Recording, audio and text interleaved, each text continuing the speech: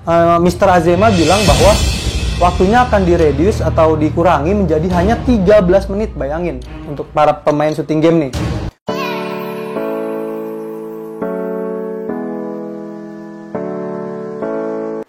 Halo Sobat FYI, kembali lagi di FYI Channel.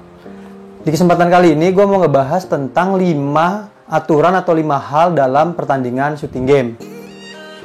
Dalam olahraga petang, selain ada pertandingan yang seperti biasa kita mainkan, dalam olahraga petang juga ada yang namanya shooting game, yaitu kita hanya bertugas untuk men-shooting target yang sudah disediakan. Nah, mungkin di video kali ini bermanfaat nih untuk teman-teman yang bakal jadi seorang shooter nih, seorang shooting game. Nah, 5 hal ini mungkin penting untuk teman-teman ketahui. Oke, langsung aja kita lihat videonya. Yang pertama, jarak sebenarnya dari shooting game. Nah, yang kita tahu kan jarak sebenarnya shooting game itu kan 6 meter ya. 6 meter, jarak 6, jarak 7, jarak 8, dan jarak 9.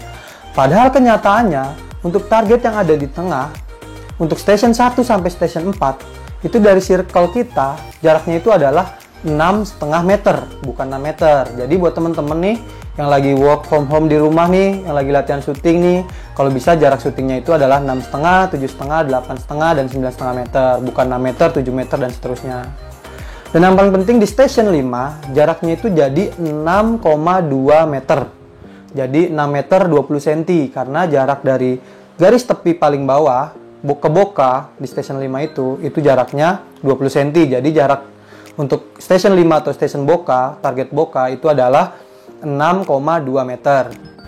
Yang kedua, nah mungkin teman-teman baik yang belum tahu nih, shooting game ada waktunya nggak sih, ya kan? Nah, di sini mau gue jelaskan bahwa ternyata shooting game itu ada waktunya. Berapa waktunya? Waktunya itu adalah 20 menit. Jadi waktu untuk bermain shooting game itu di babak penyisian itu 20 menit. Nah, gue mau jelaskan nih, 20 menitnya itu dari mana sih dihitungnya? Yang pertama, setelah target selesai disiapkan, waktu dihitung. Dihitung sampai bola lemparan dia berhentilah waktunya. Setelah itu target yang selanjutnya disusun kembali. Setelah oke, dihitung lagi waktunya. Setelah dia lempar lagi, sampai berhenti bolanya, waktunya stop. Nah, begitulah seterusnya sampai semua station atau kurang lebih ada 20 bola yang dilempar, dia punya waktu 20 menit. Seperti itu. Namun, baru-baru ini, Mr. Azema bilang bahwa waktunya akan direduce atau dikurangi menjadi hanya 13 menit, bayangin, untuk para pemain shooting game nih. Waktunya tinggal 13 menit untuk kalian menyelesaikan 20 lemparan itu. Nah, bagaimana kalau sebelum waktunya udah habis, terus bolanya belum terlempar semua? Nah, jadi di stop sampai di situ, berarti tidak boleh melanjutkan ke lemparan yang selanjutnya. Yang ketiga, mungkin banyak teman-teman yang udah tahu nih, saat penyisian itu kan kita ngelempar, terus kan nanti di ranking. Cara perhitungan poinnya itu seperti apa sih? Nah, mungkin buat ada teman-teman yang belum mengetahui, ini akan saya jelaskan kembali, yang mana saat kalian melakukan penyisihan, waktu perhitungan poinnya itu adalah dengan cara poin hasil total poin apabila sama, nanti dilihat nilai 5 terbanyak.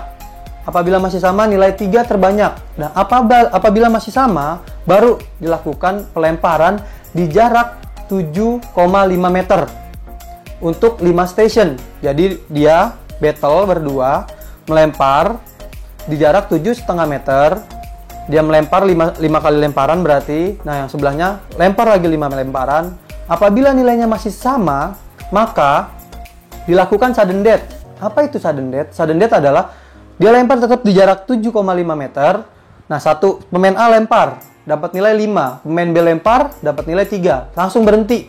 Berarti pemain A yang menang atau di peringkat yang lebih tinggi daripada si pemain B, seperti itu.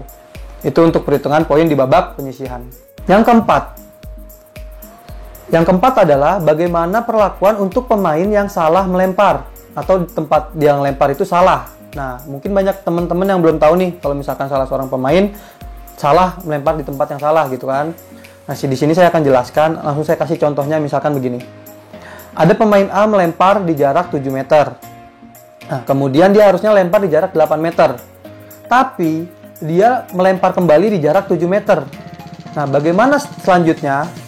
Selanjutnya adalah, dia, pemain A itu harus melempar di jarak langsung lewat ke 9,5 meter. Jadi, yang 8,5 meter dilewat.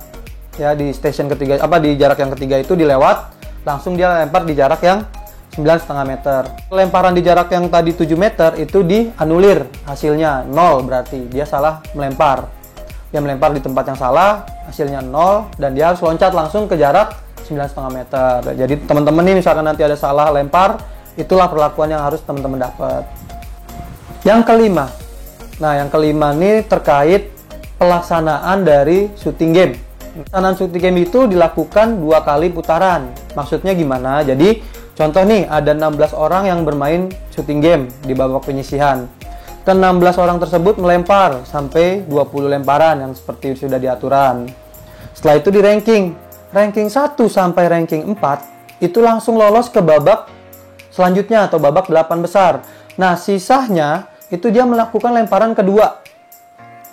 Lemparan kedua semuanya ikut melempar. Nah, nanti hasilnya antara hasil yang pertama dan hasil yang kedua itu dijumlah, baru di ranking.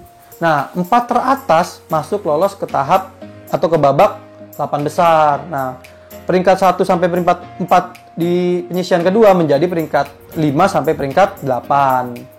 Setelah itu baru matching antara 1 ketemu 8, 2 ketemu 7, 3 ketemu 6, 4 ketemu 5. Seperti itu. Oke teman-teman, mungkin itu yang bisa saya jelaskan tentang shooting game. Jadi nggak terlalu banyak peraturan di shooting game. Jadi hanya 5 yang bisa saya jelaskan. Semoga bermanfaat. Sekali lagi buat teman-teman semua nih, apabila video ini bermanfaat, jangan lupa di-share ke teman-teman yang lainnya. Semoga nambah pahala nih di bulan suci Ramadan nih. Dan apabila kurang bermanfaat, abaikan aja video ini. Terima kasih atas dukungan selama ini. Wassalamualaikum warahmatullahi wabarakatuh.